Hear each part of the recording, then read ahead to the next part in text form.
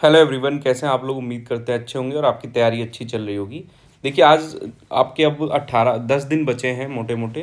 तो हम लोग कुछ कुछ चीज़ों पे बात करेंगे कि क्या रेलवे भी अब लक बेस्ड हो गया है। ये चीज़ आप देखना, लक कितना काम करता है और मार्क्स कैसे बढ़े। जो नंबर ऑफ क्वेश्चन इग्नोर हुए हैं वो बहुत लोग के लिए डिमोटिवेटिंग रहा है, बहुत लोग के लिए फ्रूटफुल भी रहा है।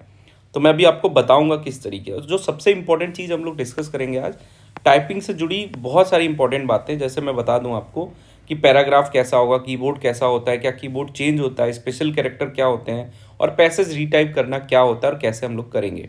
तो सबसे पहले देखो, मैं आपको बताता हूँ कि जो ये क्वेश्चन इग्नोर किए गए हैं उसमें क्या चीज़ें हुई हैं।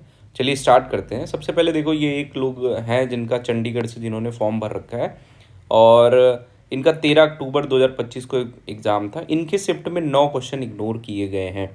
9 क्वेश्चन क्या किए गए हैं, इग्नोर किए गए हैं। तो टोटल वैलिड क्वेश्चन जो बचे अपने पास वो 111 क्वेश्चन बचते हैं। ठीक है। और इसमें से इन्होंने जो अटेम्प्ट किए क्वेश्चन, वो अटेम्प्ट किए इन्होंने 104 क्वेश्चन। ठीक है, 104 क्वेश्चन इन्होंने अटेम्प्ट किए। इसमें से सही क्वेश्चन इनके आ गए 92 और गलत क्वेश्चन आ गए 12। तो इनका टोटल मार्क्स आ गया 88। कितने में से? 111 क्वेश्चन में से, क्योंकि वो 9 क्वेश्चन तो इग्नोर कर दिए गए, तो इनके 9 क्वेश्चन उसमें नहीं जोड़े जा रहे। ठीक है, ये चीज़ आप ध्यान देना। अब जो बात करते हैं, जो इनका प्रोरेटेड मार्क्स आउट ऑफ 120, तो इनका 111 क्वेश्चन में मार्क आ गया 88 मार्क्स। अब जब इसको 120 से हमने किया तो इनके मार्क्स आ गए 95.13। अब यहीं पे खेला हुआ कि भाई 120 में ये किस हिसाब से प्रोरेटेड मार्क्स किए गए हैं। तो देखो, मुझे जो लगा कि जैसे इन्होंने 111 में 88 किया, तो इसका रेशियो इन्होंने निकाल लिया कि इनका पर क्वेश्चन या पर जो एक क्वेश्चन सही हो रहा है वो उसका क्या रेशियो है, और उसके बाद उन्होंने 120 में उसको जो है एडजस्ट किया। इसके ये हिसाब इन्होंने लगाया है। अब हालांकि मैं गलत हो सकता हूँ, मैंने ये सोचा है, आप लोग भी बता सकते हैं कि आपके कितने मार्क्स बढ़े हैं और क्या चीज़ें इन्होंने करी हैं कमेंट करके। ठीक है। फिलहाल इनका आउट ऑफ 100 जो है 79.27928 मार्क्स है। सीबीटी के लिए नहीं क्वालिफाई हैं और टाइपिंग के लिए क्वालिफाइड हैं। अब आप लोग के कितने मार्क्स बढ़े हैं, कितने मार्क्स नहीं बढ़े हैं, ये सब चीज़ें आप भी सोच रहे होंगे। लेकिन भाई अब देखो, टाइपिंग का टाइम है, आप टाइपिंग करो, सीबैट की तैयारी करो। चलो स्टार्ट करते हैं टाइपिंग से रिलेटेड कुछ इंपॉर्टेंट क्वेश्चंस। तो बहुत सारे लोग पूछ रहे थे, हम इसका जवाब देने की ट्राई करेंगे। पैराग्राफ ईजी आएगा या टफ आएगा? देखो भाई, जब हम लोग टाइपिंग देने गए थे तो बहुत डरे थे, क्योंकि पहली बार ऐसा था, CHSL की टाइपिंग उससे पहले 2-3 बार दे चुके थे और बहुत सारी टाइपिंग दे चुके थे, लेकिन चूंकि उसमें बैक स्पेस अलाउ था और इस टाइपिंग में बैक स्पेस अलाउ नहीं है, इस चीज़ का ध्यान देना। और मुझे ये चीज़ें पता चली थी 15-20 दिन ही पहले कि बैक स्पेस अलाउ नहीं है। हालांकि मेरी स्पीड थी तो मुझे उतना इशू नहीं हुआ। लेकिन देखो, जब वहाँ पे हम लोग टाइपिंग देने गए थे तो क्या हुआ, जब पैराग्राफ मिला ना, वो एकदम हलवा था। एकदम हलवा बोले तो बहुत इजी पैराग्राफ था। ना उसमें ज़्यादा स्पेशल कैरेक्टर्स थे, ना ही ज़्यादा कॉमा थे, ना ज़्यादा कैपिटल लेटर्स थे, ना ज़्यादा नंबर्स थे। ये भी याद रखना, नंबर्स थे कहीं कहीं लेकिन ज़्यादा नहीं थे। तो ओवरऑल आप भी जब देने जाएंगे टाइपिंग, तो एक चीज़ याद रखिए कि अगर आप कामली शांत होके अगर आप पैराग्राफ को टाइप करेंगे बिल्कुल आराम से, अगर आपकी घर पे 35 भी स्पीड आ रही है ना, तो आराम से आप पैराग्राफ टाइप कर ले जाएंगे। और अगर आप हड़बड़ाएंगे या जल्दीबाजी करने की कोशिश करेंगे या इधर उधर की चीज़ों पे ध्यान दें, एकदम चिल होके जाओ, पानी वानी की बोतल लेके जाओ और टाइपिंग करो, आप ज़रूर टाइपिंग क्वालिफाई कर ले जाओगे। ठीक है। तो पैराग्राफ इजी ही आता है। जो भी पैराग्राफ आपने अभी तक टाइपिंग कर रहे थे उनको 2-3 बार करिए, जिससे आपकी हाथ सेट हो जाए। कीबोर्ड कैसा होता है? तो देखो, कीबोर्ड की अगर हम बात करें तो कीबोर्ड कुछ अच्छे भी होते हैं, जो अच्छे महंगे वाले कीबोर्ड भी होते हैं, और कुछ लोकल वाले कीबोर्ड भी होते हैं। तो अब आपको कैसा मिलता है इस पर डिपेंड कर सकता है। बाकी कीबोर्ड अगर आपकी स्पीड 35+ है तो इतना ख़राब कीबोर्ड भी नहीं होता कि आप जो है वहाँ पे सारे कीबोर्ड चेक करने के बाद ही रखते हैं। हो सकता है किसी में गलती आ जाए। तो कीबोर्ड अच्छा होता है, उसके लिए सोचने की ज़रूरत नहीं। हाँ, हार्ड और सॉफ्ट वाला जो इशू है वो थोड़ा हो सकता है।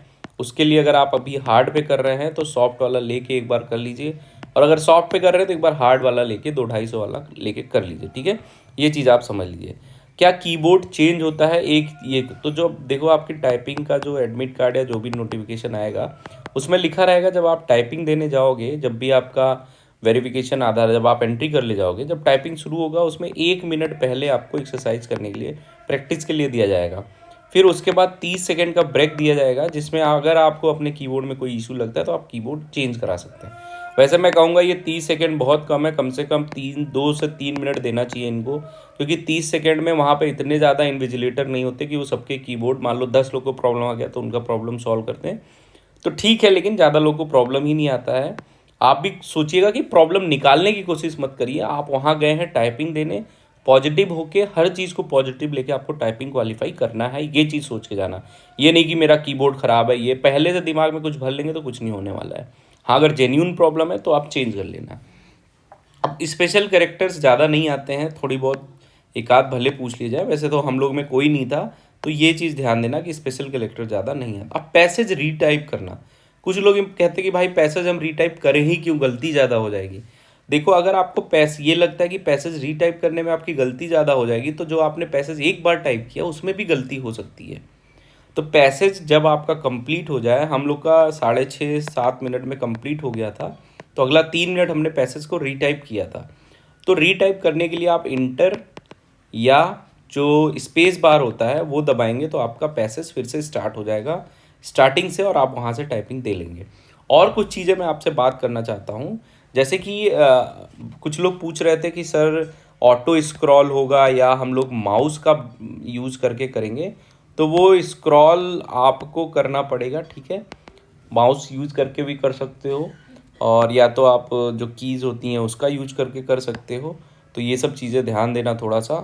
और कुछ लोग पूछ रहे थे सर क्या जो है हम लेफ़्ट राइट की यूज कर सकते हैं, तो इन सब के फेयर में मत रहना।